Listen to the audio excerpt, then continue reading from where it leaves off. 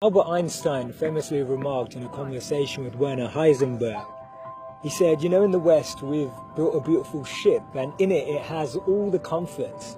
But actually the one thing that it doesn't have is a compass, and that's why it doesn't know where it's going. This paradox of our times was propounded by the Dalai Lama when he said we have wider freeways but narrower viewpoints. We have taller buildings but shorter tempers. Will Smith said that we spend money we haven't earned on things we don't need to impress people we don't like.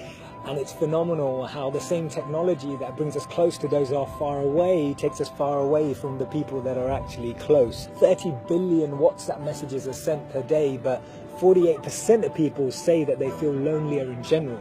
The paradox of our times is that we have more degrees but less sense, more knowledge but less judgment, more experts but less solutions. It was Martin Luther King who said that the irony of our times is that we have guided missiles but misguided men. Have you ever found it perplexing that we've been all the way to the moon and back, but we struggle to start a conversation across the road or across the train? And it's amazing that Bill Gates was known as the top earner in 2015 with a wealth of 79.2 billion, but 1 in 4 CEOs claim to be struggling from depression. Do we actually thrive off this paradox? Is it that this paradox actually makes the media interesting? It's what makes journalism interesting. It's what makes politics interesting. It's what makes television interesting. Is this paradox actually what we feed off and what we live off and what we talk about and discuss in our circles? Doesn't it seem that we've tried to clean the air but polluted our soul? We've split the atom but not our prejudice, and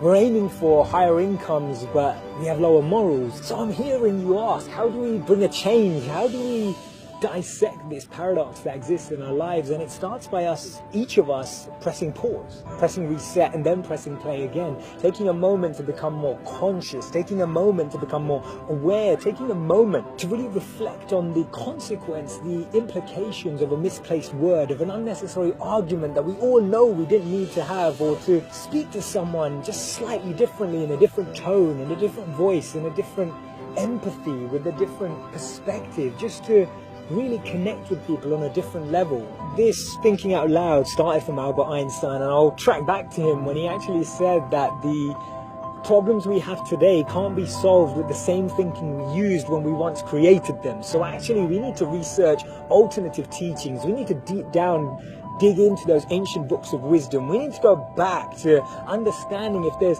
anything written in those creased pages of time that can actually reveal more knowledge and more wisdom of how we can transform our experience of life today. Otherwise, this paradox means that every step forward we take, we're taking 3 backwards every time.